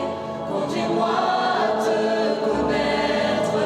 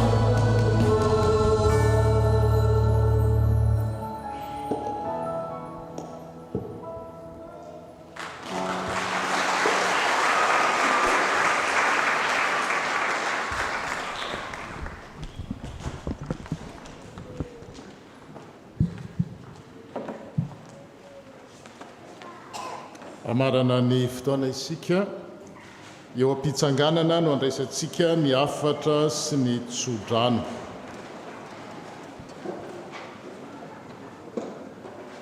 Fa azo hery ianareo amin'ny tongavany fanahy masina aminareo ka ho vavolombeloko ny Jerosalema sy manerana ny Jodia sy Samaria ary hatrany amin'ny farany tany. Vous recevrez une puissance, le Saint-Esprit, survenant sur vous et vous serez mes témoins. Frères et sœurs, nous avons été rassemblés par le souffle de Dieu vivant. Nous avons chanté ses merveilles, reçu sa parole, partagé sa paix. Et maintenant, nous sommes envoyés, non avec nos seules forces, mais avec la puissance de l'Esprit Saint. Non dans la peur, mais avec la liberté des enfants de Dieu. Allez donc témoins de l'Évangile, parlez des merveilles de Dieu, marchez pour Jésus, évitez et vivez sous la conduite de l'Esprit Saint. Raisy nitsodrano tononona amin'ny anaran'ny tompo, ary an'izay mahay miaro anareo mba tsy ho tafitohana amin'izany lalana izany, amin'izany fandehanana izany, ary mahay mampitozoro anareo tsy misy tsiny eo anoloan'ny voninahiny amin'ny firaviravona. Ho an'Andriamanitra tokana mpamonjy antsika amin'ny alalan'i Jesosy Kristy tompontsika ny voninahitra sy ny fahalebiazana, ny fanjakana sy ny fahefana hatramin'ny taloha indrindra ka ho mandrakizay. Amen.